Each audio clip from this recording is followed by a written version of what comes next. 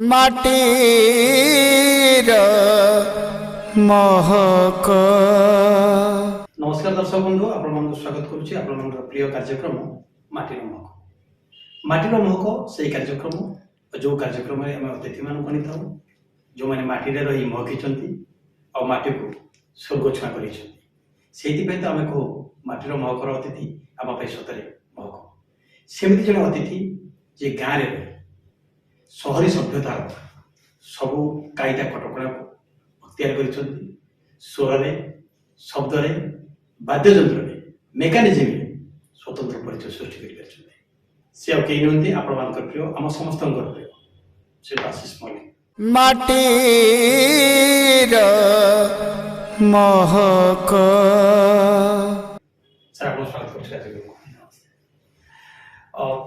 जो शब्द संयोजना गीत जहाँ आप जीवन मु अगणित दर्शक मानू चैनल माध्यम भूमिष्ठ प्रणाम करुच्ची। बहुत दिन कथा मुझे षष्ठ क्लास रे पढ़ी थे भुवनेश्वर पढ़ुली षष्ठ आम रत्नगिरी हाईस्कल नाम लिखागला। से समय आम स्कूल पछपटे मोर टे पढ़ा पढ़ी भल हुए ना मु स्कूल पछपटे बसे पछ डेस्क रे बसे से डेस्क बजे गीत संगीत आम पिला मो सांग पिला सहित आरंभ है। मोर निजर दादा गुरु सिद्धेश्वर मल्लिक मते सारेगाम से शिखेले मु से माध्यम गोटे गीत बजेली 3-4 मास लगला एवं स्कूल पाठ पढ़ा चली थाए। षष्ठ रु आरंभ कली संगीत क्लास मन अच्छी जिते आप गुड़ गुड़ी गीत बोलते पछ बेंच रे बसिकी तबला चलाना करते कौन था से गीत से पुराना गीत से समय आमर गणेश पूजा बाजुला नजारे नजा गोरी 60 कोटी भिकारी सारे गीत से सब गीत को आम गुड़गुड़ बोलुलु एवं स्पष्ट बोली पार से समय जहाँ छोट अवस्था बोलबार प्रयास था से समय से भावुला निहाती मफसल अंचल परी अंचल जन्मग्रहण कर गाँ गहली स्वर संयोजना करवा एवं निजे गोटे स्टूडियो बनवा ये जो चिंताधारा केमती ये चिंताधारा आसला गोटे स्टूडियो होता मुझे जाइली बजाइवाई ऑल इंडिया रेडियो भल भाव बजे बजे क्लीयर है कीबोर्ड बजेली कीबोर्ड प्रोफेशनल बजेली कीबोर्ड पोस्ट जाइए स्टूडियो को गला मत स्टूडियो पुरेवाई से मना कले लोकाल पिला ये बजेबे आम से सब पिला बजेबे स्टूडियो बाहर मु रही अन्य पिला माने बजेले फिर से दिन कटक रे आमर लोकाल कटक जीवाटा से कथा बहुत गुरुत्वपूर्ण बहुत बड़ कथा आम कटक आसचु बजेवाई से गोटे मनर आबिलता केते मोर टिके मनर आबिलता कमी जाइथिला किंतु मु भाविली स्टूडियो कौन माने भितर कौन थाए कौन ना तेणु चिंताधारा करके आरंभ कली निजे गोटे स्टूडियो करवा किंतु तापाई तो कंप्यूटर ज्ञान दरकार बहुत किसी मल्टीमीडिया दरकार आ साउंड रो प्रोजेक्ट भी दरकार से सब को जहाँ ठाकुर दयार निजे अनुभूति करी ताकू टिके लाइन में आसिके स्टार्ट कली दीर्घ 15 वर्ष तलू स्टूडियो स्टार्ट कली एवं चिंताधारा मोर रहा निश्चित स्टूडियो करी जाई आपण आशीर्वाद रे मोर दर्शक मान आशीर्वाद रे गोटे स्टूडियो आशीष डिजिटल ना देछि मोर ना रे करा जायछि।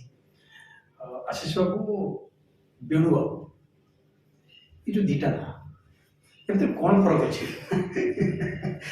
आपण दर्शक को आज प्रमाणित कर देले आशीष बाबू किए आ बेणु बाबू किए संशोधन कराइबा गले से आशीष भाई जे से बेणु भाई से आम दुईटा ना मोर सर्टिफिकेट रे ना होचे आशीष आउ गाँव में बेणु भाई डाकुंट तेणु संपादना मुझे निजे कंप्यूटर तैयारी करते संपादना बेणु भाई देदेली आशीष भाई जी संगीत निर्देशना जो संगीत निर्देशना दूसरी से संगीत निर्देशना आशीष भाई बेणु भाई अनेक गीत अंचलवासी शुणी आज्ञा आशीष बाबू अनेक गीत ओडिशा लोक मैंने शुणी आज्ञा बेणु भाई आम गोटे गीत शुणा जो गीत आप परिचित कर बेणु भाई ठीक अच्छे ମୁଁ ଗୋଟେ ଜଗନ୍ନାଥଙ୍କର ଗୀତ ବୋଲୁଛି। ସେ ଗୀତଟି ଆମର ବହୁତ ମତେ ଭଲ ଲାଗେ ସେ ଗୀତଟି। ସେ ଗୀତ ଅଳ୍ପ ଟିକେ ବୋଲୁଛି। हे दारु ब्रह्म, हे दारु ब्रह्म, এই তো মଣିষ জীবন, এপটে জনম সেপটে মরণ, এপটে জনম সেপটে মরণ, মঝিরে বঞ্চিবার কেইটা দিন, কেইটা দিন। हे दारु ब्रह्म, हे दारु ब्रह्म, এই তো মনিষ জীবন, এই তো মনিষ জীবন। খুব সুন্দর গীত সତରେ ଜଗନ୍ନାଥଙ୍କର ଗୀତ ଆସିଲେ କେମିତି କେମିତି ଶରୀରରେ ଗୋଟେ ଉନ୍ମାଦ ଖେଳିଥାଏ। ବେଣୁବାବୁ ମୁଁ ଆପଣଙ୍କୁ ଆଶିଷ ଆଉ ଡାକିପାରୁନି ଏଥିପାଇଁ ଯେ ମୁଁ ଆପଣଙ୍କୁ ବେଣୁବାବୁ ଭାବରେ ଜାଣିଛି, କାରଣ ଆମ ଅଞ୍ଚଳରେ ଯଦି କହିବା ଯାଜପୁର ଜିଲ୍ଲା କଥା କୁହାଯାଏ ଆପଣ ଗୋଟେ ସ୍ୱତନ୍ତ୍ର ପରିଚୟ ବେଣୁବାବୁ ବେଣୁ ଭାଇ ଭାବରେ ପାଉଛନ୍ତି। ଯେତେବେଳେ ଦରକାର ପଡୁଥିଲା ଯେ ବେଣୁ ଭାଇ ପାଖକୁ ଯିବା, ବେଣୁ ଭାଇ ଗୋଟେ କାମ ଠିକ କଲା ସମୟରେ ମୁଣ୍ଡ ଲଗେଇ ଦେବୁ। ଏମିତି ଅନେକ କଣ୍ଠଶିଳ୍ପୀ ଆସୁଛନ୍ତି, ନୂଆ ନୂଆ ସ୍ୱର ସଂଯୋଜନା ଶିଖିଛନ୍ତି, ଆପଣଙ୍କ ଦ୍ୱାରା ପ୍ରଭାବିତ ହେଇଛନ୍ତି ଏବଂ ଗୀତ ବୋଲିଛନ୍ତି। ଯୋଉ କଥା ଆପଣ କହୁଥିଲେ ଷ୍ଟୁଡିଓକୁ ଯାଇଥିଲେ, ଆପଣଙ୍କୁ ଫେରେଇ ଦେଲେ ଆଉ ଆପଣ ଯୋଉ ଇଚ୍ଛା କରି ଯାଇଥିଲେ କଟକ ଯିବେ, ଗୀତ ବୋଲିବେ, ଅକ୍ଟୋପ୍ୟାଡ ବଜେଇବେ, କିବୋର୍ଡ ବଜେଇବେ, ଦୁଃଖ କେମିତି ଥିଲା? ଦୁଃଖ ତ ଥିଲା, କିନ୍ତୁ ସେ ସମୟ ଭିତରେ ପଇସାର ଅଭାବ ଆଉ ଏବେ ବି ତାକୁ ଭାବିଲେ ବହୁତ କଷ୍ଟ ଲାଗେ। କିନ୍ତୁ ଯାହା ହଉ ସେଇ କଷ୍ଟଟା ଦୂର କରିବା ପାଇଁ ଆପଣ ଯୋଉଟା କହିବାକୁ ଚାହୁଁଛନ୍ତି, ଗାଁ ଗହଳିରେ ମୁଁ ଗୋଟେ ଷ୍ଟୁଡିଓ କଲି କେବଳ କଳା କେମିତି ବିକଶିତ ହଉ। ମୋ ଭଳି ଦୁଃଖ ଯୋଉମାନେ ପାଇଛନ୍ତି, ମୁଁ ଯୋଉଟା ପାଇଛି, ସେମାନେ ଅନ୍ୟକୁ ସେ ଦୁଃଖ ନ ଆସୁ। ଯିଏ ବି କଳାକାର ଦେଖୁଛନ୍ତି, ଯିଏ ବି ଇଚ୍ଛା କରୁଛନ୍ତି ଏ ଚ୍ୟାନେଲ ମାଧ୍ୟମରେ ଆମ ପାଖକୁ ଆସିଲେ ସେ ଦୁଃଖ ତାକୁ ଦବାକୁ ଇଚ୍ଛା କରିବୁନି, ବହୁତ ଦୂରରେ ରଖିବୁ, ତାକୁ ପାଛୋଟି ଆଣିବୁ। ମହାନ କଥାଟେ ଆପଣ କହୁଛନ୍ତି ଯେ ଯୋଉ ଦୁଃଖ ଆପଣ ପାଇଛନ୍ତି ସେ ଦୁଃଖ ଅନ୍ୟ କଳାକାର ନ ପାଆନ୍ତୁ। ସେଇଥିପାଇଁ ତ ଆଶିଷ ଡିଜିଟାଲ ଷ୍ଟୁଡିଓ ପରିକଳ୍ପନା। ଆଉ ଗୋଟେ ବଡ କଥା ଦର୍ଶକ ବନ୍ଧୁମାନେ ଜାଣି ରଖନ୍ତୁ ଯେ ବେଣୁବାବୁଙ୍କର କନ୍ୟାମାନେ ମଧ୍ୟ ସେମାନଙ୍କ ସଙ୍ଗୀତରେ ବେଶ ପାରଙ୍ଗମ। ଏଇଟା ସବୁଠୁ ବଡ ଜିନିଷ। ଆପଣଙ୍କ ଷ୍ଟୁଡିଓକୁ ବହୁ ପରିଚିତ ଲୋକମାନେ ଆସିଛନ୍ତି। ଆଜ୍ଞା, ଗାଁରେ ଏମିତି ଷ୍ଟୁଡିଓ ଦେଖିଲା ପରେ ତାଙ୍କର ମତ କଣ ଥିଲା? ସେ ବହୁତ ଖୁସି ହେଇଯାଆନ୍ତି ଏବଂ ପ୍ରଥମେ ଯେତେବେଳେ ଏଣ୍ଟ୍ରି ହୁଅନ୍ତି ରାସ୍ତା ପାଖରେ, ସେମାନେ କୁହନ୍ତି କଦଳୀ ବାଡ଼ି ଭିତରେ କଣ କାହିଁ ଗୋଟେ ଷ୍ଟୁଡିଓକୁ ଯିବା। ସେମାନେ ଆଗଟାକୁ ଭାବନ୍ତି ଯେ ବହୁତ ଆକାରରେ ଷ୍ଟୁଡିଓ ହେଇଥିବ, ଯେତେବେଳେ ଗାଡ଼ିରୁ ଓହ୍ଲେଇ ଦିଅନ୍ତି ତାଙ୍କ ମନୋଭାବ କମିଯାଏ। କିନ୍ତୁ ସେ ମୋ ପାଖକୁ ଆସି ସାରିଲା ପରେ ଭିତରେ ତାଙ୍କର ଦ୍ୱିଗୁଣ ମନୋଭାବଟା ବଢିଯାଏ। ଯେତେବେଳେ ଆପଣଙ୍କ ଦ୍ୱାରା ଶିଖିଥିବା ଗୋଟେ କଳାକାର ଆଜ୍ଞା ମଞ୍ଚରେ ସଙ୍ଗୀତ ପରିବେଷଣ କରେ, ଆଜ୍ଞା, ମଞ୍ଚ ବାହାରେ ତାଙ୍କ ଗୁରୁ ବସିଥାନ୍ତି, ଆପଣ ବସିଥାନ୍ତି, ସେଟା କେମିତି ଅନୁଭବ କରନ୍ତି? ମତେ ବହୁତ ଖୁସି ଲାଗେ ଏବଂ ମୁଁ ଚାହେଁ ଯେ ମୁଁ ଗୀତଟା ସ୍ୱର କରିଛି ଆଉ ସେ ସ୍ୱରଟା ଭଲ ଲାଗୁଛି, ସ୍ଥାୟୀ ଭାବେ ଏଇ ସ୍ୱରଟା କିଛି ରହୁ। ଏବେ ଗୋଟେ ଗୀତ କରିଥିଲି, ଅସିଆପନା ଗାଇଥିଲେ, ଆଉ ତାପରେ ଆଉ ଗୋଟେ ଜଗନ୍ନାଥଙ୍କ ଭଜନ କରିଥିଲି, ତାକୁ ରାମ କୁମାର ଗାଇଥିଲେ। ଦିଟାଙ୍କ ଗୀତ ବହୁତ ଭଲ ମାନେ ଓଡ଼ିଶାକୁ ଆସିଛି। ଆଉ ତାପରେ ଏବେ ଆମର ବରି ଏସ୍ଆଇଙ୍କର ଗୀତ, ବେହେରା ସାରଙ୍କର ଗୀତ ବାହାର କରିଛି, ସେଟା ମା ଦୁର୍ଗାଙ୍କର। ଏ ଗୀତଟି ବହୁତ ଝୁଲି ଝୁଲି ଆସି ଡିଜିଟାଲ ଆପଣ ଦେଖିପାରିବେ। ଏସବୁ ଗୀତ ଏବେ ଭଲ ଲାଗିଛି, ସେଟା ଦର୍ଶକ ପାଖରେ କଥା। ଗାଁରେ ବଢିଥିବା ଜଣେ ସଙ୍ଗୀତ ନିର୍ଦ୍ଦେଶକଙ୍କର ନିର୍ଦ୍ଦେଶନା ସ୍ୱର ସଂଯୋଜନା, ଆଜ୍ଞା, ଖୁବ ସୁନ୍ଦର ନିଶ୍ଚିନ୍ତ ଭାବରେ ହେଇଥିବ। ଦର୍ଶକ ମାନେ ଯେଉଁମାନେ ଦେଖୁଛନ୍ତି ସେମାନେ ନିଶ୍ଚିନ୍ତ ଆଶିଷ ଡିଜିଟାଲ ଷ୍ଟୁଡିଓର ୱେବସାଇଟ୍କି ଯାଆନ୍ତୁ, ଫେସବୁକ୍ ଯାଆନ୍ତୁ, ୟୁଟ୍ୟୁବକୁ ଯାଆନ୍ତୁ ଆଉ ଦେଖନ୍ତୁ ଆଶିଷ ବାବୁ କେତେ ମାତ୍ରାରେ ଭଲ ପାଇଛନ୍ତି। ଦର୍ଶକ ବନ୍ଧୁ, ଏବେ ସମୟ ହେଇଯାଇଛି ଗୋଟେ ବ୍ରେକ୍ ପରେ ପୁଣି ଥରେ ଆପଣମାନଙ୍କ ପାଖକୁ ଆସିବି, ପୁଣି ଥରେ ମନ ଖୋଲା କଥା ହେବା। ମାଟିର ମହକ ପୁଣି ଥରେ ଆପଣଙ୍କୁ ସ୍ୱାଗତ କରୁଛି ଆପଣଙ୍କ ପ୍ରିୟ କାର୍ଯ୍ୟକ୍ରମ ମାଟିର ମହକ। ଆଜିର ଅତିଥି ଅଛନ୍ତି ଆପଣମାନଙ୍କର ପ୍ରିୟ, ଆମ ସମସ୍ତଙ୍କ ପ୍ରିୟ ଆଶିଷ ମଲ୍ଲିକ, ଯାହାଙ୍କୁ ଓଡ଼ିଶା ଅନେକ ଅଞ୍ଚଳ ଲୋକ ବେଣୁ ଭାଇ ଭାବରେ ଜାଣନ୍ତି। ବେଣୁବାବୁ, ମୁଁ ସେଇ ଜାଗାରୁ ହିଁ ଆରମ୍ଭ କରିବି, ଯୋଉ ମାଟିର ମହକ ये जो कार्यक्रम होଉଛି ये कार्यक्रम ଯେତେବେଳେ ଆରମ୍ଭ ହୁଏ ସେତେବେଳେ ଗୋଟେ ସ୍ୱର ଲୋକମାନେ ଶୁଣିଥିବେ ମାଟିର ମହକ ଅଳ୍ପ ସମୟରେ ଆପଣଙ୍କ ସ୍ୱର ହଠାତ୍ ଲୋକମାନଙ୍କ ମଧ୍ୟରେ ଆଦୃତ ହେଲା ନିଶ୍ଚିତ ଭାବରେ ଦର୍ଶକ ବନ୍ଧୁ ଆପଣମାନେ ତ ଚାହୁଁଥିବେ ଯେ ଆଶିଷ ଭାଇ ସେ ଯୋଉ ସ୍ୱରଟି କରିଛନ୍ତି ସେ ସ୍ୱରଟା ଆପଣମାନଙ୍କ ପାଇଁ ଦିଅନ୍ତୁ।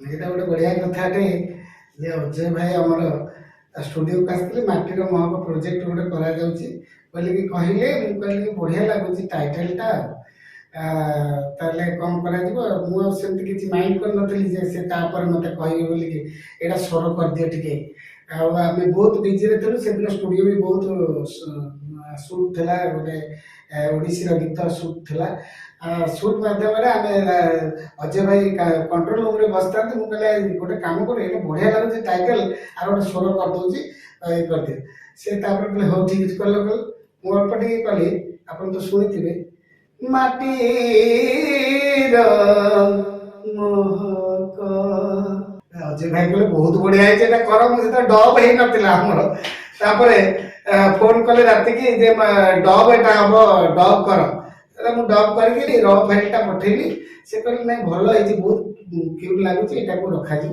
ଏବଂ ଅଜୟ ଭାଇ ତ ରଖିଲେ ଆପଣମାନଙ୍କ ପାଇଁ ଆପଣଙ୍କୁ କେତେ ଭଲ ଲାଗୁଥିବ ଆପଣ ସେ ଆଶୀର୍ବାଦଟା ଆପଣଙ୍କ ହାତରେ ଆଉ ଦର୍ଶକ ବନ୍ଧୁ ଆପଣ ତ ଶୁଣୁଥିଲେ ଏମିତି କହୁ କହୁ ସେ କଥାକୁ ସ୍ୱରରେ ପରିବର୍ତ୍ତନ କରିଦେଇ ପାରୁଥିଲେ ସେମିତି ଜଣେ ବ୍ୟକ୍ତି ଅଛନ୍ତି ଅନେକ ଗୀତ ଅଛି ଯୋଉ ଗୀତ ଦିନେ ହଜି ଯାଇଥାନ୍ତା ଯାହାକୁ ସେ ତୋଳି ରଖିଛନ୍ତି ଶବ୍ଦରେ ସ୍ୱରରେ ସଙ୍ଗୀତରେ ଆମେ ସେମିତି ଗୋଟେ ଗୀତ ଶୁଣିବା ଯୋଉ ଗୀତ ତାଙ୍କୁ ବହୁତ ଭଲ ଦେଇଛି ବହୁତ ପ୍ରଶଂସା ମିଳିଛି ସେ ଗୀତ ନିଶ୍ଚିନ୍ତ ଦର୍ଶକ ବନ୍ଧୁମାନଙ୍କ ପାଇଁ ସେ ଗାଇବା ପଦରେ ଶୁଣିବା ଯୋଉ ଗୀତ ଆପଣଙ୍କୁ ବହୁତ ଭଲ ଦେଇଛି ବ୍ରହ୍ମରୁ ଶୁଭୁଛି ଶୁଣ ଓಂ ସାଇନାଥ ବ୍ରହ୍ମରୁ ଶୁଭୁଛି ଶୁଣ ଓಂ ସାଇନାଥ ସେ ନାଦରେ ଶୁଭେ ଆଜି ସେ ନାଦରେ ଶୁଭେ ଆଜି ଓଂକାର ଶବଦ ବ୍ରହ୍ମରୁ ଶୁଭୁଛି ଶୁଣ ଓಂ ସାଇନାଥ খুব সুন্দর স্বল্প সময় ভিতরে খুব সুন্দর ভাবে আপনার স্বরକୁ আনিপাରୁଛନ୍ତି এবং ସେମାନଙ୍କ ପାଇଁ ରଖିପାରୁଛନ୍ତି ଦୁଃଖ କ'ଣ ରହିଛି ଯାହା ଏବେ ବି ଆପଣଙ୍କୁ କଷ୍ଟ ଦିଏ ଦୁଃଖ ମୋ ସଙ୍ଗୀତ ମୋ ପାଖରେ ଥିଲେ ମୋ ପାଖରେ କିଛି ଆଉ ଦୁଃଖ ନାହିଁ খুব ସୁନ୍ଦର କଥା ସତରେ ସଙ୍ଗୀତକୁ ଭଲ ପାଉଥିବା ମଣିଷ ପାଖରେ ଦୁଃଖ ହିଁ ଦୂର ହେଇଯାଏ ଯେଉଁମାନେ ଏ ସଙ୍ଗୀତ ସାଧନା କରୁଛନ୍ତି ସ୍ୱର ସଂଯୋଜନା କରୁଛନ୍ତି ଏଇ ଲାଇନକୁ ଆସିବାକୁ ଚାହୁଁଛନ୍ତି ଆଜ୍ଞା ତାଙ୍କ ପାଇଁ କ'ଣ ପରାମର୍ଶ ରହିବ ସେମାନେ ଭଲ ଭାବରେ ଆଗର ସଙ୍ଗୀତ ଏବେକାର ସଙ୍ଗୀତ ଭିତରେ ବହୁତ କିଛି ତଫାତ ଅଛି ଆଗ ସଙ୍ଗୀତରେ ସେମାନେ ଶୁଣା ଶୁଣି କରିକି ଗୀତ ବୋଲି ଦଉଥିଲେ ଯେ ସେ ପଢୁଥିଲା ଶୁଣୁଥିଲା ଏବେ ସେ ସ୍ୱତନ୍ତ୍ର ପାଠ ତାର ଗୋଟେ ଧାରା ଅଛି ସେ ଭଲ ଗୁରୁ ନେଇକି ସେ କିଛି ସାଧନା କରନ୍ତୁ ଏବଂ ସେ ସାଧନାର କିଛି ପରିମାଣରେ ହେଲେ ତାପରେ ସେ ତାକୁ ବିନିଯୋଗ କରନ୍ତୁ ସେ ବିନା ସାଧନାରେ ଏବେ କରିଲେ କିନ୍ତୁ ସଙ୍ଗୀତ ପରିବେଷଣଟା ଠିକ ହେଇପାରିବ ନାହିଁ ନିଶ୍ଚିତ ସାଧନା ଦରକାର କୁ ଆପଣ ଏଠି ଷ୍ଟୁଡିଓ କଲେ ଷ୍ଟୁଡିଓରେ ଅନେକ ନୂଆ କଳାକାର ଅଛନ୍ତି ଆଜ୍ଞା ସେମାନେ ଗୀତ ବୋଲୁଥିବେ ଆଜ୍ଞା ଆପଣ ସେମାନଙ୍କୁ କ'ଣ ଟିପ୍ ଦିଅନ୍ତି କ'ଣ ପରିବର୍ତ୍ତନ କରିବାକୁ ଚେଷ୍ଟା କରନ୍ତି ଯେ ସେମାନେ ଯେତେବେଳେ ଆସନ୍ତି ସେମାନେ ତ ଷ୍ଟୁଡିଓରେ ପ୍ରଥମ ଥର ଗାଉଛନ୍ତି ଗାଇବାର ଶୈଳୀ ତାଙ୍କର ସେମିତି କିଛି ନଥାଏ ଷ୍ଟୁଡିଓ କ'ଣ ମାଇକ୍ରୋଫୋନରେ କେମିତି ବାଲାନ୍ସିଂ କରାଯିବ କେମିତି ଛିଡ଼ା ହେବେ କେମିତି ଗାଇବେ ସେ ସବୁ ନାହିଁ ତାଙ୍କର ଲେବୁଲ ବି କିଛି କରନ୍ତିନି ଏବଂ ସ୍ୱର ବି ସେମିତି କିଛି ନଥାଏ ତଥାପି ମୁଁ ତାଙ୍କୁ ଟ୍ରେନିଂ ଦିଏ ଯେ ତମେ ଏମିତି ଛିଡ଼ାକି ଏମିତି ଗାଅ ଲେବୁଲ ଏଇଆ କର ଏତେ ଲାଉଡ୍ କର ନା ଜୋରରେ ଗାଅ ନା କଣ୍ଠ ସାଧନାକୁ ଠିକ ରଖ ତା ଏମିତି ପ୍ରେରଣା ଦେଇକି ତାଙ୍କୁ ରେକର୍ଡିଂ କରେ ତାଙ୍କ ମନୋବଳଟା ନ ଭାଙ୍ଗୁ ଯେମିତି ପୂର୍ବରେ ଆମ ମନୋବଳ ଭାଙ୍ଗି ଯାଇଥିଲା କିନ୍ତୁ ଆମେ ଚାହୁଁ ସେ ପିଲାମାନଙ୍କର କି ସେ ଲୋକମାନଙ୍କର ମନୋବଳ ଭାଙ୍ଗୁ ବୋଲି ସେଇଥିପାଇଁ ତ ଆପଣ ଆଜି ଏତେ ବଡ଼ ଷ୍ଟୁଡିଓ କରିପାରିଲେ ଏବଂ ବସିପାରିଲେ ଯୋଉ କଷ୍ଟ ଆପଣଙ୍କୁ ହେଇଛି ସେ କଷ୍ଟ ଅନ୍ୟମାନଙ୍କୁ ନ ହଉ ଆଜ୍ଞା ଏ କଥାରେ ଆପଣ ସଫଳ ହେଇଛନ୍ତି ଆଜ୍ଞା ବେଳେବେଳେ କୁହାଯାଏ ଯେ ସଫଳତା ପଛରେ କୋଉଠି ନା କୋଉଠି ଜଣେ ମହିଳାଙ୍କର ହାତ ଥାଏ ସେମିତି କି ମହିଳା ଏ ସଫଳତା ପଛରେ ଅଛନ୍ତି କି ହଁ ସେମିତି ମହିଳା ମୋ ସଫଳତାରେ ଅଛନ୍ତି ସେ ହେଉଛି ମୋ ମା जन्म देइछन्ति से मो बापा उभय माँ अधिक मते एई बाबद रे सफलता ପାଇଁ ଇଏ କରିଛନ୍ତି। ବହୁତ ଯେତେବେଳେ ଛୋଟ କ୍ୟାସିଓଟେ କିଣା ହେଲା ମୋର ନିଜ ମାନେ ମୁଁ ନିଜେ ଅନୁଭବ କରିଛି ଏବଂ ଦେଖିଛି ସେତେବେଳେ ବହୁତ କଷ୍ଟ। ମୋ ମା କାନ ଫୁଲ ନିଜେ ବନ୍ଧକ ରଖି ମତେ ଗୋଟେ ଛୋଟିଆ କ୍ୟାସିଓଟେ କିଣିକି ଦେଇଥିଲେ ଯେ ମୋ ପୁଅ ବଜେଇବ ବୋଲି। ସେ ସ୍ୱପ୍ନ ମୋ ମାଙ୍କର ସଫଳତା ହେଇଛି ଏବଂ ଆପଣଙ୍କର ତ ସବୁ ସତ କଥା ମୁଁ କହିଲି ଆଉ। ଗୋଟେ କଥା ହଉଛି ଯେ ବେଳେ ବେଳେ ଦେଖାଯାଏ ଆପଣ ଏଇଠି ଷ୍ଟୁଡିଓରେ ସମୟ ପଳେଇ ଯାଏ। ଆଜ୍ଞା ଘରେ ଗୃହିଣୀ ଅଛନ୍ତି, ଆଜ୍ଞା ଘରଣୀ, ସେ ଏ କ୍ଷେତ୍ରରେ ଆପଣ କେତେ ସମର୍ଥନ ଦିଅନ୍ତି? ସମର୍ଥନ ଦିଅନ୍ତି ଯେ ସେ ଅନୁଭବ କରିଛନ୍ତି ଯେ କାମଟି ଏଇଆ ଏଡିଟିଂ କରିବା ସମୟ ତ ବହୁତ ଦରକାର ଆଉ ସେ ସବୁ ସେଥିପାଇଁ କିଛି ମନ ନା କରନ୍ତିନି। ଆପଣ ଅନେକ କ୍ୟାସେଟ୍ ପ୍ରସ୍ତୁତ କରିଛନ୍ତି। ଆଜ୍ଞା ବିଭିନ୍ନ ପଦାଧିକାରୀ ମାନଙ୍କର ମଧ୍ୟ କ୍ୟାସେଟ୍ ଆପଣଙ୍କ ଦ୍ୱାରା ପ୍ରସ୍ତୁତ ହେଇଛି। ଆଜ୍ଞା ନିଜେ ଅଭିନୟ ବି କରନ୍ତି। ଆଜ୍ଞା ଏ ଯୋଉ ସଙ୍ଗୀତ ନିର୍ଦ୍ଦେଶନା ଦେବା, ଅଭିନୟ କରିବା, ଏ ଦିଟା ଜିନିଷ ଭିତରେ ଫରକ କଣ ଦେଖନ୍ତି? ସଙ୍ଗୀତ ନିର୍ଦ୍ଦେଶନା ଆଉ ଅଭିନୟ ଭିତରେ ବହୁତ କିଛି ଫରକ ଅଛି। ଅଭିନୟଟା ନିଜର ପୁରା ସ୍ୱତନ୍ତ୍ର ସେ ଅନୁଭୂତିକୁ ନେଇକି ଦର୍ଶକଙ୍କ ପାଖରେ ପହଞ୍ଚେଇବା। ସେ ଯୋଉ ପାଗଳାଟି ହେଇଥାଉ କିମ୍ବା ଗୋଟେ କୋଟିପତି ହେଇଥାଉ, ସେ ଯୋଉ ଆକ୍ଟଟା ହୁଏ ସେଟା ନ୍ୟାଚୁରାଲ ହବା ଜରୁରୀ। ମୁଁ ଚକୁଳିଆ ପଣ୍ଡା କରିଥିଲି, ଆପଣମାନେ ଦେଖିପାରୁଥିବେ। ତା ନିଶ୍ଚିନ୍ତ ଜରୁରୀ ସେଇଭଳି କ୍ୟାରେକ୍ଟର ବଡିକି ସେ ମନୋଭୂତି ଆଣିବା ଏବଂ ସେ ସମୟରେ କ୍ୟାମେରା ଆଗରେ ଅଭିନୟ କରିବା। ମାନେ ଅଭିନୟ କରୁଥିବା ବ୍ୟକ୍ତି ଜଣକ ନିଜକୁ ପ୍ରଥମେ ଅଭିନୟ ଭିତରେ ହଜେଇବା ଦରକାର। ଆଜ୍ଞା ତାହେଲେ ଜଣେ ସଫଳ ଅଭିନୟ କରିପାରିବ। ଏ ଯୋଉ ସଂସ୍ଥା ଆପଣ କରିଛନ୍ତି, ଅଭିନୟ କରୁଛନ୍ତି, ଏପଟେ ନିର୍ଦ୍ଦେଶନା ଦଉଛନ୍ତି, ସଙ୍ଗୀତ ନିର୍ଦ୍ଦେଶନା ଦଉଛନ୍ତି, ସ୍ୱର ସଂଯୋଜନା କରୁଛନ୍ତି, ଏତେ ସବୁ କାମ କଲାବେଳେ ଆପଣଙ୍କ ପିଲାମାନଙ୍କ ପାଇଁ, ପରିବାର ପାଇଁ ସମୟ କ'ଣ ଉଣା ହଉନି? ସମୟ ତ ଉଣା ହୁଏ, କିନ୍ତୁ ମୁଁ ପ୍ରଥମେ ସକାଳ ସମୟ ଭିତରେ ପିଲାମାନଙ୍କର ଦାୟିତ୍ୱ ବୁଝି ଦେଇକି ତାପରେ ଉପରକୁ ଆସେ ଏ ସଙ୍ଗୀତର କଥା ବୁଝିବା ପାଇଁ। ଆଉ ନିଜେ ଏକୁଟିଆ ଏସବୁ କରିବାକୁ ପଡୁଛି ଗାଁ ଗହଳିରେ ତ। ଆଉ କିଏ ଏତେ ବଜେଟରେ କାମ କରିବନି, କାହାକୁ ରଖିଲେ କାହାକୁ ତ ଇଏ କରାଯିବ। ନିଜେ ଯେତିକି ଜାଣିଛେ ସେତିକି କରିବାରେ ସକ୍ଷମ ହେଇପାରୁଛି। ଆଗକୁ କ'ଣ ସ୍ୱପ୍ନ ରଖିଛନ୍ତି, କ'ଣ କରିବେ ବୋଲି ଭାବୁଛନ୍ତି? ଆଗକୁ କିଛି ସ୍ୱପ୍ନ ନାହିଁ। ଗୋଟିଏ ସ୍ୱପ୍ନ ମୋର, ଗାଁ ଗହଳିର ସମସ୍ତ କଳାକାର ଯେଉଁମାନେ ଷ୍ଟୁଡିଓ ପାଖକୁ ଆସିପାରୁନାହାନ୍ତି, ମୋର ସ୍ୱପ୍ନ ସେମାନେ ଆସିକି ତାଙ୍କ ଅଭିଳାଷ ପୂରଣ କରନ୍ତୁ। ଦର୍ଶକ ବନ୍ଧୁ, ଆପଣ ତ ଆଶିଷ ବାବୁଙ୍କ ସହିତ କଥା ହେଉଥିଲେ, ମନ ଖୋଲା କଥା ବି ଶୁଣୁଥିଲେ। ତାଙ୍କର ଯେତିକି ସ୍ମୃତି, ଅନୁଭୂତି, ଭଲ ପାଇବା, ଦୁଃଖ ଯନ୍ତ୍ରଣା କଥାକୁ ଆପଣମାନଙ୍କ ନିକଟରେ ଖୋଲି ଦେଇଛନ୍ତି। ଯାହା ଆପଣ ଆସିଲେ, ଆମ ସହିତ ମିଶିଲେ ଏବଂ ଆପଣଙ୍କର ବହୁମୂଲ୍ୟ ସମୟ ଆମ ଦର୍ଶକମାନଙ୍କ ପାଇଁ ଦେଲେ, ସେଥିପାଇଁ ଆପଣଙ୍କ ତରଫରୁ, ଆମ କାର୍ଯ୍ୟକ୍ରମ ତରଫରୁ ଆପଣଙ୍କୁ ଅଶେଷ ଧନ୍ୟବାଦ।